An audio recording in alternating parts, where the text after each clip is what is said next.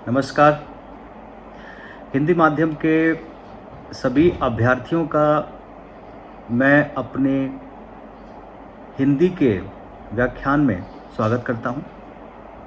आप सभी अपने स्तर पर अपनी तैयारी कर रहे होंगे। आपके प्रयास और मजबूत हो रहे होंगे, इसकी मैं कामना करता हूं। मैं इस बात के लिए भी आप सभी का धन्यवाद करता हूं कि आप लोगों ने मेरे लेक्चर्स को देखा और उस पर कमेंट किए, मेरा हौसला बढ़ाया। हम अपने अगले चरण में पहुंच चुके हैं, जहां हम हर एक अध्याय को अच्छे तरीके से समझने और जानने का प्रयास करेंगे और यह भी देखेंगे कि किस प्रकार के प्रश्न उन टॉपिक्स में से पूछे जाते हैं। इसे हम दो तरीके से कर सकते हैं, या तो हम पूरा सिलेबस कंप्लीट कर लें और उसके बाद कुछ लेक्चर्स को अलग से रिकॉर्ड करके आप तक पहुंचाएं, ताकि आप अपनी तैयारी पूरी करके उन प्रश्नों को समझने और उसे आंसर करने का प्रयास करें। फ़िलहाल अभी ये शुरुआत है, तो मैं आपके ऊपर ज़्यादा प्रेशर नहीं डालूँगा। आप सभी अपने अपने स्तर पर तैयारी ज़रूर कर रहे होंगे और मेरा भी यही प्रयास है कि मैं उस तैयारी में अपना एक छोटा सा योगदान आपको दे सकूं। शुरुआत में ये काफ़ी असमंजस थी कि मैं हिंदी में अपने लेक्चर दूं या इंग्लिश में दूं, क्योंकि दोनों ही भाषा के विद्यार्थी हमारे डिवाइन आईएएस एकेडमी में हैं और बाकी हमारे सेंटर्स में भी हैं, और उसके साथ साथ बहुत सारे अन्य विद्यार्थी भी हैं जो इन लेक्चर्स से फ़ायदा उठाना चाहते हैं। शुरुआत में कोशिश थी बाइलिंगुअल होने की, यानी कि दोनों भाषाओं का इस्तेमाल करने की, लेकिन यह न्याय संगत नहीं प्रतीत हुआ, क्योंकि भाषा या का माध्यम कोई भी हो, उसमें स्पष्टता की आवश्यकता होती है, शब्दों की सही चुनाव की आवश्यकता होती है, और इन व्याख्यानों के द्वारा विद्यार्थी इस बात को समझ पाते हैं कि उन्हें अपने उत्तर लेखन में किस प्रकार का कार्य करना होगा। अगर मैं अंग्रेजी माध्यम के विद्यार्थियों को हिंदी में बताऊं या हिंदी माध्यम के विद्यार्थियों को अंग्रेजी में बताऊं, तो सबसे बड़ी परेशानी ये रहती है कि उन्हें यह समझ नहीं आता कि किस प्रकार के शब्द किस प्रकार से वो इस्तेमाल करें। इसीलिए शुरुआत में मैंने कुछ अपने व्याख्यानों में बाइलिंगुअल होने की कोशिश की, लेकिन मुझे खुद भी यह संतोषजनक नहीं लगा। उसके उपरांत मैंने कोशिश की कि प्राचीन भारत के इतिहास से ही मैं दोनों ही माध्यम के विद्यार्थियों के लिए लेक्चर को रिकॉर्ड करूं, परंतु उसमें भी मुझे ये लगा कि कई विद्यार्थी ऐसे होंगे जो दोनों ही भाषाओं में व्याख्यान को सुनना चाहते होंगे, तो उनके समय की बर्बादी हो सकती है। इसके लिए मैंने अब जो निर्णय लिया है वो ये है कि मैं आधुनिक भारत के इतिहास को अंग्रेजी माध्यम के विद्यार्थियों के लिए फ़िलहाल रिकॉर्ड करके यहाँ आपके सामने प्रस्तुत करूँगा, और प्राचीन भारत के इतिहास में मैं पूर्ण रूप से हिंदी माध्यम को ही पूरी तरीके से हिंदी माध्यम के द्वारा ही इसको करने का प्रयास करूंगा। इसी प्रकार इसके उपरांत इंग्लिश माध्यम, जब मैं मॉडर्न हिस्ट्री या आधुनिक भारत समाप्त कर लूँगा अंग्रेजी माध्यम से, तो उसको फिर हिंदी में करूँगा, और उसी प्रकार प्राचीन भारत को मैं अंग्रेजी में आपके सामने पेश करूँगा। इसी तरीके से मध्य भारत, कला और संस्कृति को भी दोनों ही भाषाओं में आपके सम्मुख लाने का प्रयास रहेगा। इतिहास में इसके अलावा वो विश्व का इतिहास भी है, जिसमें भी हमारे प्रयास यही रहेगी कि मैं दोनों भाषाओं के विद्यार्थियों के लिए अपने लेक्चर्स को अलग अलग रिकॉर्ड करके आपके सामने पेश करूं, ताकि आपको किसी भी तरह की परेशानी का सामना ना करना पड़े और इन लेक्चर्स का फ़ायदा, इन व्याख्यान का फ़ायदा दोनों ही भाषा के विद्यार्थियों को पूरी तरीके से मिल पाए। तो आज का जो हमारा व्याख्यान है, हमारा लेक्चर है, वो है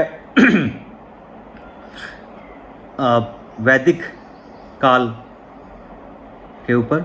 वैदिक काल यानी कि वो समय जब आर्य भारत में आए।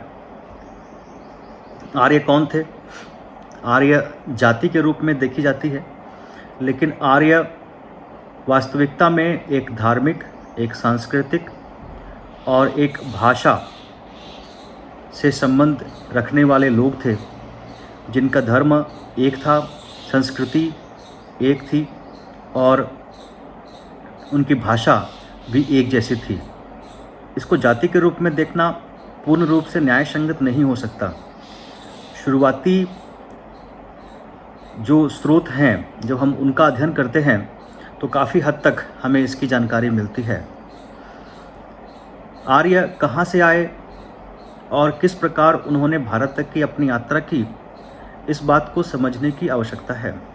सबसे पहला सवाल हमारे जहन में यही आता है कि ये थे कौन और ये हमारे देश में क्यों आए, या अगर हम आर्यन हैं तो हम इस देश में क्यों आए, इसका कारण क्या था और यहाँ आने के बाद उन्हें किन किन मुश्किलों का सामना करना पड़ा और किस प्रकार से उन्होंने अपने आप को यहाँ के अनुरूप ढाला और विकास को आगे बढ़ाया। तो सबसे पहला जो सवाल है कि आर्य कहाँ से आए, इसको लेकर के कई इतिहासकारों ने कई प्रकार की बातें हमारे सामने प्रस्तुत की हैं। देखिए, जैसा मैंने आपको पहले ही कहा कि इस आर्यों को जाति मानना न्याय संगत नहीं प्रतीत होता और आधुनिक जो खोज हुई है उससे भी ये पूरी तरीके से स्पष्ट हो चुका है कि ये एक धर्म को मानने वाले, एक संस्कृति को मानने वाले और लगभग एक जैसी भाषाएं बोलने वाले लोग थे। तो अब मुद्दा ये है कि आर्य आए कहाँ से। तो कई इतिहासकार, जैसे कि मैं उदाहरण के तौर पर आपके सामने प्रस्तुत करता हूँ कि अगर मैं दयानंद सरस्वती की बात करूँ, महर्षि दयानंद सरस्वती जिन्होंने आर्य समाज की स्थापना लिखी थी, आर्य समाज की स्थापना की थी और इनकी एक पुस्तक भी है सत्यार्थ प्रकाश। सत्यार्थ प्रकाश में इन्होंने आर्य सभ्यता और संस्कृति में ही फिर से लौटने की बात भी कही है। आर्य समाज में मूर्ति पूजा नहीं की जाती। आर्य समाज में वही रीति रिवाजों का अनुसरण किया जाता है जो हमारे वैदिक युग में या उसके बाद उत्तर वैदिक युग में विद्यमान थे, यानी कि यज्ञ हवन, इनके द्वारा ही ईश्वर को, देवताओं को आहुति देने की जो प्रक्रिया थी वही आर्य समाज में मान्यता उसी की होती है। दयानंद सरस्वती ने भारतीय ज्ञान के साथ साथ पाश्चात्य ज्ञान को भी उतनी ही महत्ता दी, क्योंकि उनका मानना था कि कोई भी चीज़ जो अच्छी है उसको स्वीकार जरूर करना चाहिए। और इसी का परिणाम था कि उनके मानने वाले लोगों ने बाद में दयानंद एंग्लो वैदिक कॉलेज, डीएवी कॉलेज की भी स्थापना की।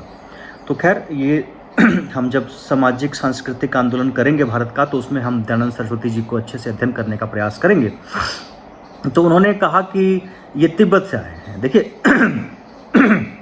जो ऋग्वेद में जो बातें बताई गई हैं कि जो जिस जगह पे आर्य रहा करते थे वो स्थान कैसा था, तो उन्होंने एक ऐसे स्थान के बारे में वर्णन किया है जहाँ पे काफ़ी ठंड थी और ड्राई लैंड था, मतलब जहाँ पे वनस्पति कम थी। ऊंचे पहाड़ थे और जहाँ पे वनस्पति लगभग ना के बराबर थी और ठंड बहुत पड़ती थी। तो ऐसे स्थान तिब्बत में अभी भी आपको मिल जाएंगे। वो ड्राई लैंड है। लेह लद्दाख से आगे जब बढ़ते जाएंगे तिब्बत की तरफ, तो वो एक ड्राई लैंड होता है, क्योंकि जब हाइट काफ़ी ज़्यादा बढ़ जाती है तो वहाँ वनस्पति के लिए अनुकूल परिस्थितियाँ नहीं होती और पेड़ पौधे कम होते हैं। बरसात भी नहीं होती तो वहाँ पेड़ पौधे वैसे भी कम होते हैं। तो उन्होंने कहा कि भाई तिब्बत से आए। उसी तरीके से हमारे एक और उग्रवाद, यानी कि उग्रवाद मतलब टेररिज्म मत समझिएगा, उग्रवाद मतलब एक्सट्रीमिज़म, उदारवाद उग्रवाद की बात मैं कर रहा हूँ। उग्रवादी विचारधारा के बाल गंगाधर तिलक, यानी कि जो प्रणेता माने जाते हैं इस विचारधारा के, उन्होंने भी इसके लिए आर्कटिक रीजन, यानी कि क्या कहते हैं उसको, ध्रुव, उत्तर ध्रुव है ना, या दक्षिण ध्रुव, ध्रुव जो होते हैं जहाँ पर काफ़ी बर्फ़ होती है, ठंड होती है, साल भर में 6 महीने तो वहाँ अंधकार ही होता है। तो उस क्षेत्र को आर्यों का स्थान माना था। शायद यही कारण रहा हो, क्योंकि उन्होंने ठंडे जगहों की बात की थी, कम वनस्पति की बात की थी, ऊंचे स्थानों की बात की थी और काफ़ी बर्फ़ वगैरह की बात भी की थी। तो इसको आधार मान करके उन्होंने जो है आर्यों का जो स्थान है वो इन स्थानों को चुना। इसके अलावा भी बहुत सारे लोग, किसी ने तुर्क कहा, किसी ने तुर्किस्तान कहा, किसी ने जो है लेह लद्दाख कहा, किसी ने कुछ और कहा। तो इन सभी को जब हम देखते हैं तो इन सब में सिर्फ उन परिस्थितियों को महत्ता दी जाती है जिस परिस्थिति का वर्णन ऋग्वेद में किया गया है, कि किस प्रकार के लोग हैं, किस प्रकार के वनस्पति हैं, किस प्रकार के जीव जंतु हैं। लेकिन कभी किसी ने इसमें ये देखने का प्रयास नहीं किया कि ये लोग किस प्रकार की भाषा का इस्तेमाल कर रहे हैं। तो पहली बार जो है मैक्स मूलर, जिन्होंने बाद में अपना नाम बदल के मोक्ष मूलर भी रख लिया था, ये जर्मन के भाषाविद थे, बहुत बड़े जानकार भाषा के, और साथ ही भारतीय इतिहास में उनका अध्ययन बहुत ही उच्च कोटि का है। तो इन्होंने पहली बार ये देखा कि भारतीय इतिहास में जो आर्यों का स्थान है वो कहीं और नहीं, बल्कि ये लोग उन लोगों से संबंध रखते हैं क्योंकि इनकी भाषा जो है उनसे मैच खाती है जो लोग मध्य एशिया में कभी रहा करते थे, जिसको प्रेरी ग्रासलैंड, स्टेपीज ग्रासलैंड कहते हैं, ऊंचे ऊंचे घास के मैदान हुआ करते हैं यहाँ पे। तो इसको इन्होंने ईरान की जो जोरास्ट्रियन धर्म है, जहाँ अग्नि की पूजा की जाती है, अग्नि को बड़ा पवित्र माना जाता है, उनके साथ भी जोड़कर देखा, क्योंकि उनकी जो सबसे प्राचीनतम किताब है मानवीय इतिहास का, वो जैन अवेस्ता है। और जैन अवेस्ता की भाषा और ऋग्वेद की भाषा, उनकी संस्कृति, उनकी सभ्यता, उनके देवता आपस में काफ़ी मिलते जुलते हुए दिखाई देते हैं। तो जब ये आपस में मिलते जुलते हुए दिखाई देते हैं तो इससे काफ़ी हद तक इनके आपसी संबंध, यानी कि ऐसा प्रतीत होता है कि शायद वहाँ के लोग ही यहाँ रहे होंगे, क्योंकि वो पुरानी है, उनकी किताब पुरानी है, तो पुराने रहे होंगे और उसके बाद इधर आर्य माइग्रेशन हुआ होगा। उसके बाद फिर भाषा को इंडो यूरोपियन समुदायों के साथ जोड़ा गया और उनसे भी समानता जो है काफ़ी हद तक मिली। ब्रदर, भातृ, मदर, मातृ, फादर, पितृ, काफ़ी हद तक मिलता जुलता। गऊ, चलायमान, आप देखेंगे कि गाय एक दिन में जितना सफ़र करती थी उसको गविती, गवियत इस तरीके से इस्तेमाल, गविष्टि का शब्दों का इस्तेमाल करके देखा जाता था। तो गाय, गो, तो शब्दों का जो तो अनाना बना था, जो शब्द थे वो आपस में काफ़ी मिलते जुलते थे। तो इसी से ये बेसिकली निष्कर्ष निकाला गया कि आर्य जो थे और सेंट्रल एशिया भी आपको पता है कि ठंडा प्रदेश है, वहाँ पे ठंड जो है काफ़ी पड़ती है, वनस्पति कम है। जैसे कि अगर हम रोमानिया, उज़्बेकिस्तान, कजाकिस्तान इन एरियाज़ को देखें तो वहाँ पे वनस्पति उस हिसाब से उतनी नहीं है जितनी बाकी स्थानों पे होती है। ठंड ज़्यादा पड़ती है, साल भर में 4-5 महीने बर्फ़ रहता है सब तरफ। तो ये भी एक मिलता जुलता सा प्रमाण है। तो इस तरीके से ऐसा माना गया कि एक ये लोग जो थे ये खानाबदोश लोग थे। खानाबदोश कहने का मतलब हो गया कि वो जो शिकारी और संग्रहकर्ता होते हैं, और खानाबदोश कहने का मतलब बिल्कुल स्पष्ट रूप से होता है वो लोग जो चरवाहे होते हैं, यानी जिनकी आर्थिक निर्भरता पूरी तरह से उनके पशुओं के ऊपर होती है। तो जो चरवाहे होंगे वो एक जगह पे रुक के नहीं रह सकते, क्योंकि वो निर्भर हैं अपने जानवरों के ऊपर, और जानवर निर्भर हैं अच्छे पास्चर लैंड या फिर चारागाह के ऊपर। तो जो चरवाहे हैं वो कभी भी एक स्थान पर रुक के नहीं रहेंगे, बल्कि वो जहाँ पे जहाँ पे उन्हें लगेगा कि वहाँ पे चारागाह उन्हें अच्छी मिलेगी, वो वहाँ पे जाते रहेंगे। तो इसके साथ साथ चूँकि उन्हें अपने पशुओं की रक्षा भी करनी है, अपने लोगों की भी रक्षा करनी है और नए नए जगहों पे जाना भी है, तो ये लोग काफ़ी युद्ध प्रेमी भी होते थे। ये युद्ध से घबराने वाले लोग नहीं होते थे, क्योंकि इन्हें पता था कि अगर ये युद्ध से घबराएंगे तो शायद इनका अस्तित्व नहीं बच पाएगा। इनकी एक और बड़ी ख़ास बात थी कि ये लोग अपने छोटे कबीलों को अपने कब्जे में लाना या अपने आप को बड़े कबीले से बचाने की कोशिश हमेशा किया करते थे। तो ये काफ़ी हद तक योद्धाओं का एक समूह माना जा सकता है, क्योंकि यहाँ के जो मेल हुआ करते थे, जो मर्द लोग हुआ करते थे, वो सभी के सभी अच्छे कुशल योद्धा हुआ करते थे। और इसमें उन्हें गर्व भी था इस बात पर।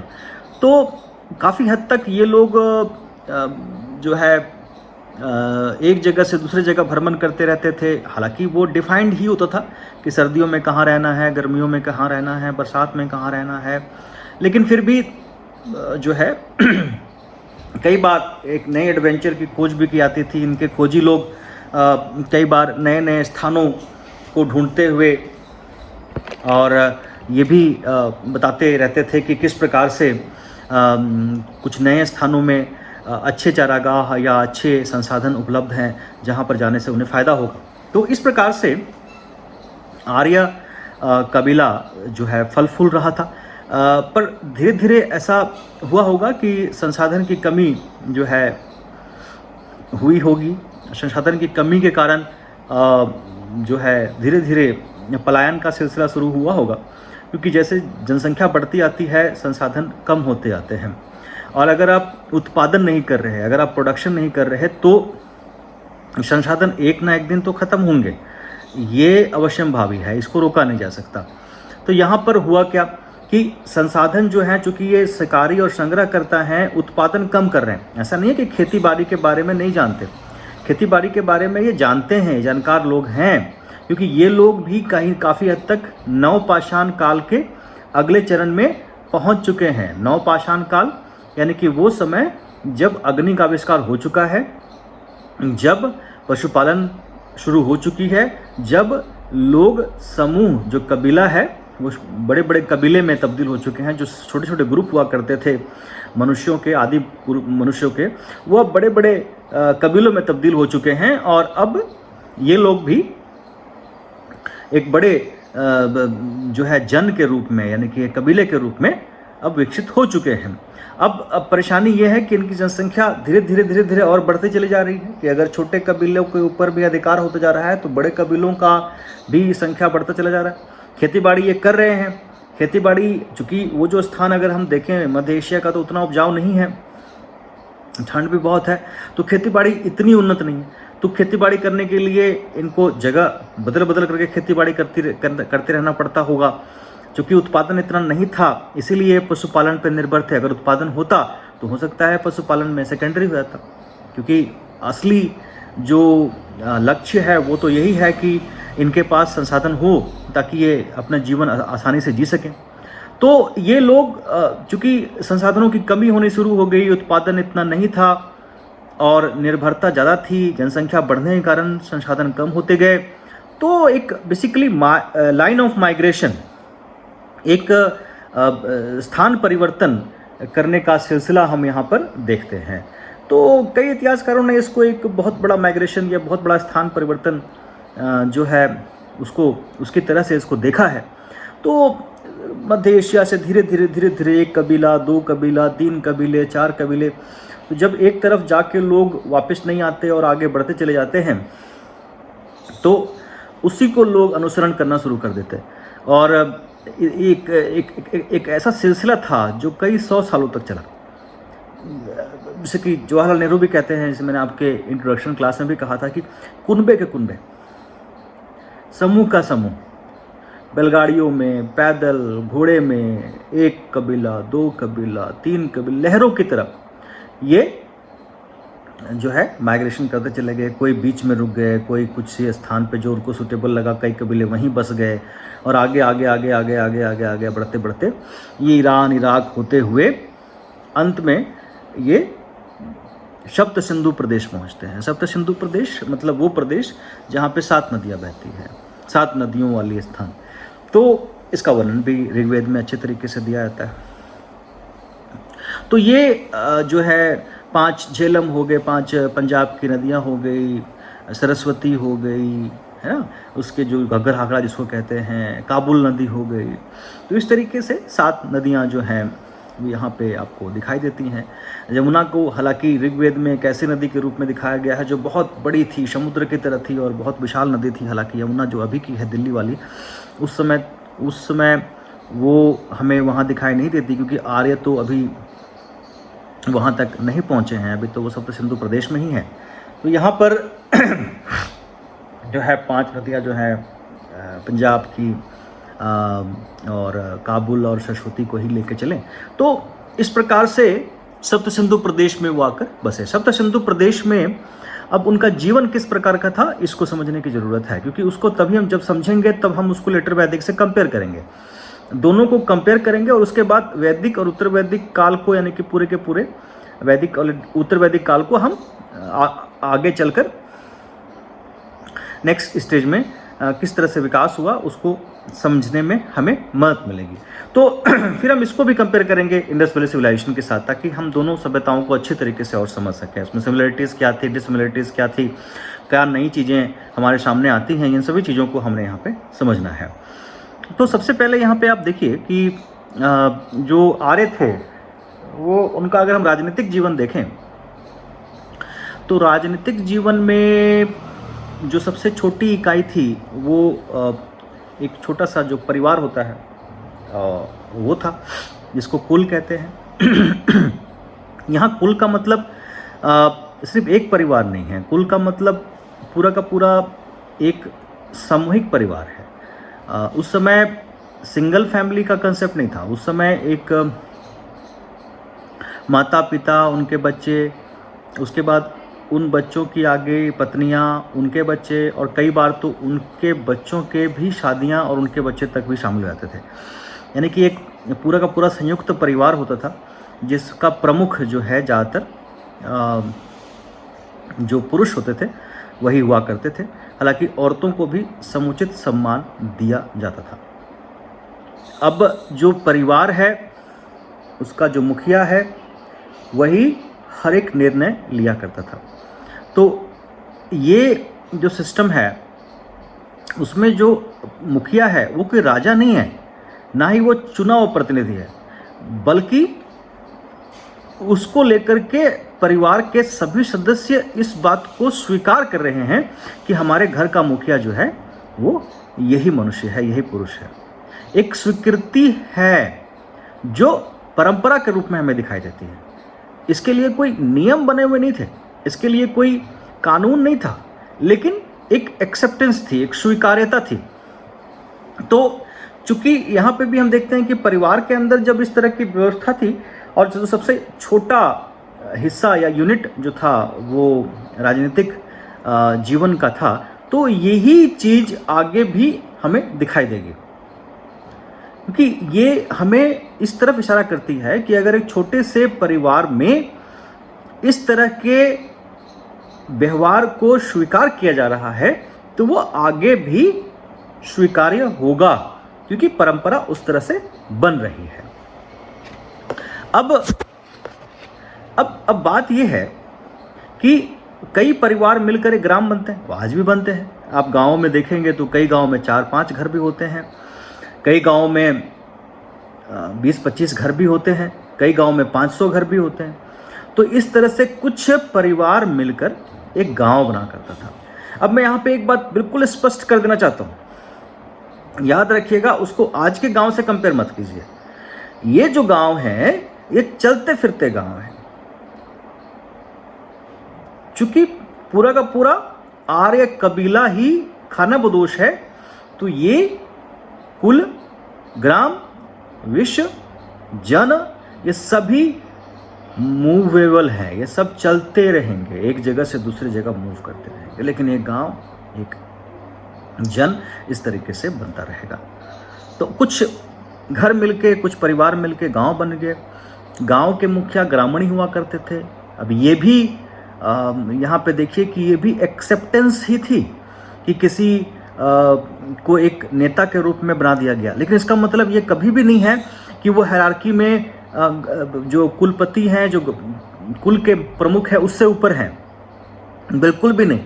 यहाँ पे जब आप वैदिक काल को पढ़ते हैं तो आप ये समझ लीजिए कि ये जो कंसेप्ट है जिसको हम अंग्रेजी में कहते हैं लीडर अमंग द इक्वल्स, यानी कि बराबरी के लोगों में ही एक नेता को चुनना, ये काफ़ी समय तक, यानी कि अभी भी अगर आप देखेंगे तो अफगानिस्तान में आपको दिखाई देगा, वहाँ के कबीलाई समाज इसी चीज़ के ऊपर व्यवहार आज भी करते हैं। तो लीडर अमंग द इक्वल्स, यानी कि एक ही तरह के लोगों के बीच एक को नेता चुन लेना।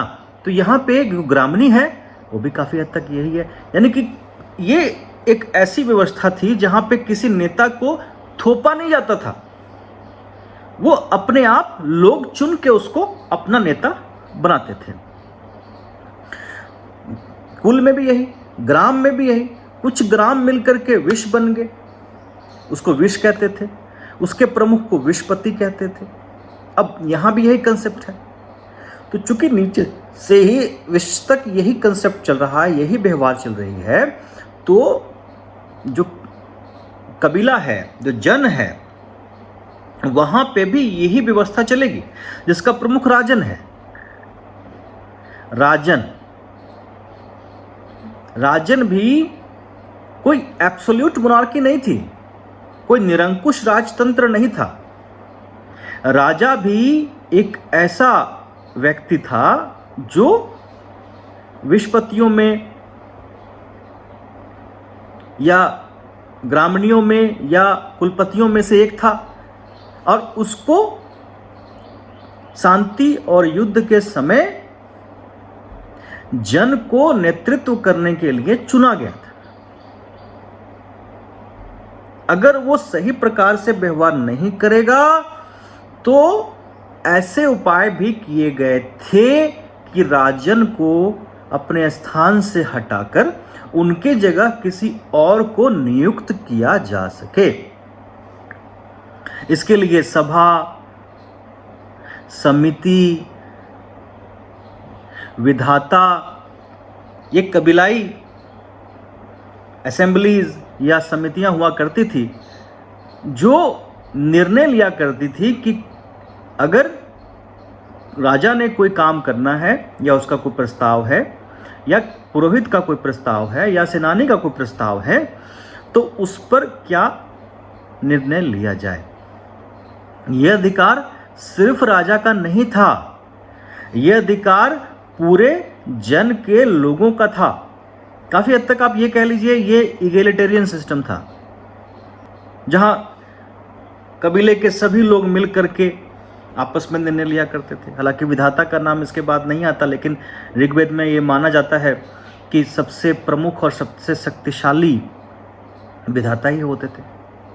शायद ये लोग पूरे जन के सबसे प्रमुख और सबसे बुजुर्ग लोग रहा करते होंगे जो निर्णय लिया करते थे बाद में, और उनका निर्णय सबको मान्य भी होता था। राजन भी उनके निर्णय को मानने के लिए बाध्य था। तो यहाँ पे राजन भी लीडर अमंग द इक्वल ही है, वो एब्सोल्यूट मोनार्की नहीं है। तो राजनीति में अगर देखेंगे तो राजनीति में जो है राजन सबसे प्रमुख होता था, वो जन का प्रमुख होता था। अभी राष्ट्र नहीं बना, इसीलिए अभी सम्राट की कल्पना भी नहीं की जा सकती थी। हालांकि ऐसा माना जाता था कि जब राष्ट्र बनेगा तो उसका सम्राट भी होंगे। तो राजनीतिक जीवन में राजा चूंकि चुना हुआ होता था, इसीलिए उसे, और चूंकि ये लोग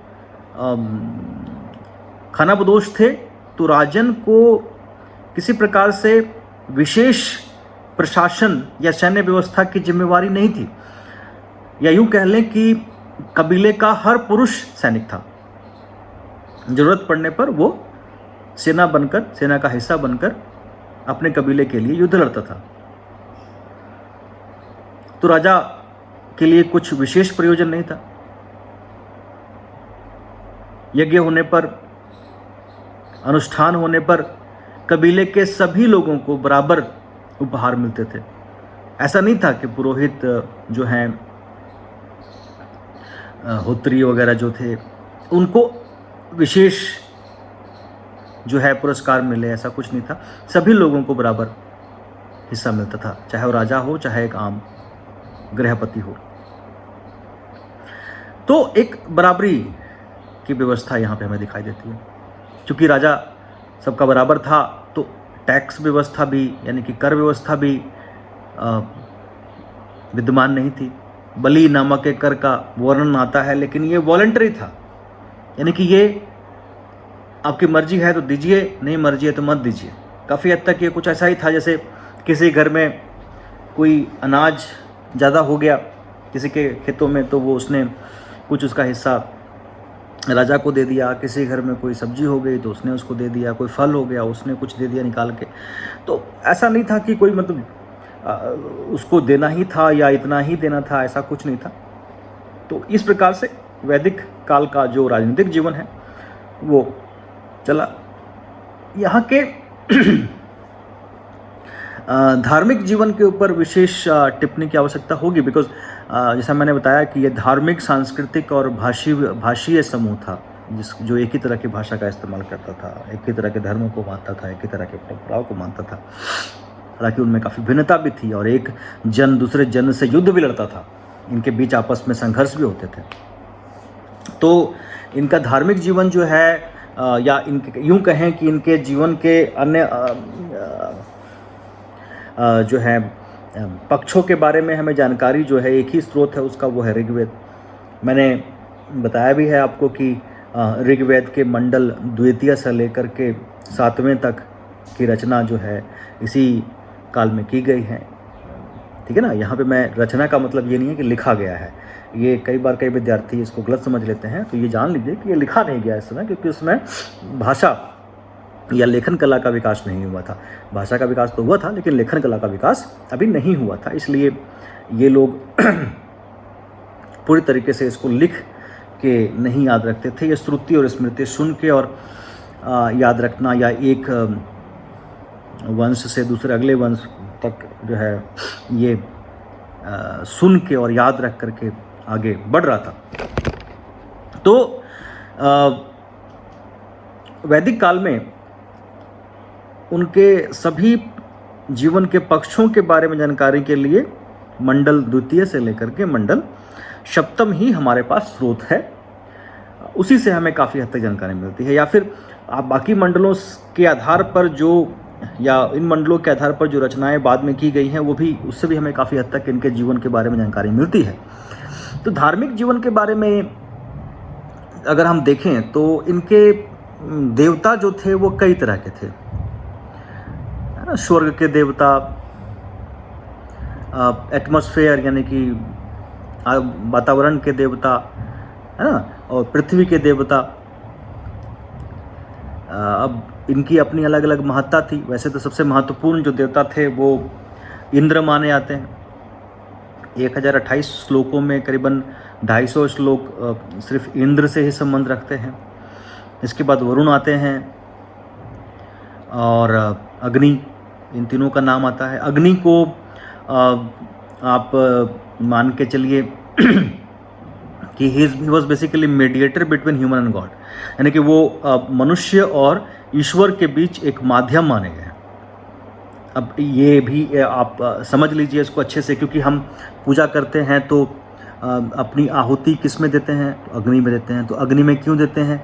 क्योंकि अग्नि का ये काम है कि वो उस आहुति को उस देवता तक पहुंचाए। Mediator between human and God, यानी कि मनुष्य और देवता के बीच एक माध्यम का होना। उसके बाद आप देखिए, आप हर चीज़ जो करते हैं, दिया जलाते हैं, दिया जलाना क्या होता है? दिया जलाने का मतलब हो गया आपने कॉटन और घी जो है वो अपने देवता को समर्पित किया। दिया जलाना कोई धार्मिक आयोजन नहीं है। दिया जलाने का मतलब हुआ कि आप कुछ समर्पित कर रहे हैं। समर्पित क्या कर रहे हैं? तो उस टाइम कॉटन बहुत बड़ा चीज़ होती थी, अभी भी है। घी उनकी एक उपार्जन हुआ करती थी, तो घी और कॉटन को आपने देवता को समर्पित किया। नवरात्रों में आप 9 दिन घी जलाते हैं, तो क्यों जलाते हैं? क्या कारण है इसका? तो कारण यही है कि आप 9 दिन तक सेक्रीफाइस कर रहे हैं, कुछ ना कुछ दे रहे हैं, देवता को समर्पित कर रहे हैं। इसी आधार पर आप देखिए कि जब कोई मृत हो जाता है तो उसे अग्नि के सुपुर्द किया जाता है। मतलब क्या हुआ? इसका मतलब यही है कि आप अग्नि को आपने सुपुर्द कर दिया ताकि वो अब उनको धरती से स्वर्ग तक लेके जाए। कारण यही, अदरवाइज जलाने का क्या मतलब है? हर चीज का कोई मतलब होता है। तो अग्नि यहाँ पे क्या रोल प्ले कर रहे हैं? अग्नि का काम ही है देवताओं तक आहुतियों को पहुंचाना। और देवता को आहुति क्यों कर रहे हैं हम? ताकि हमें कुछ चाहिए। एक बात जहन में अच्छी तरीके से डाल लीजिए कि आर्य धर्म या वैदिक धर्म पूरी तरीके से भौतिक है, ये आध्यात्मिक नहीं है। आध्यात्मिकता आएगी कब? जब उत्तर वैदिक काल आएगा। अभी ये पूरी तरह से भौतिक है। आप देवता की पूजा क्यों कर रहे हैं? क्योंकि आपको अच्छा पशुधन चाहिए, आपको अच्छी फसल चाहिए, आपको शत्रुओं से रक्षा चाहिए, शत्रुओं पर विजय चाहिए, आपको पुत्र रत्न चाहिए। तो धार्मिक जीवन जो है वो पूरी तरह से भौतिक है।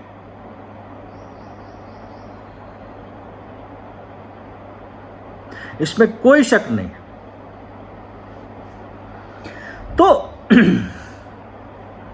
इनके धर्म को अगर हम देखें तो प्रकृति के मानवीयकरण को हमें यहां पे देखने को मिलता है। अब आप पूछेंगे सर प्रकृति का मानवीयकरण क्या है? तो इसको इस तरह समझिए कि प्रकृति की विभिन्न शक्तियों का मानवीयकरण।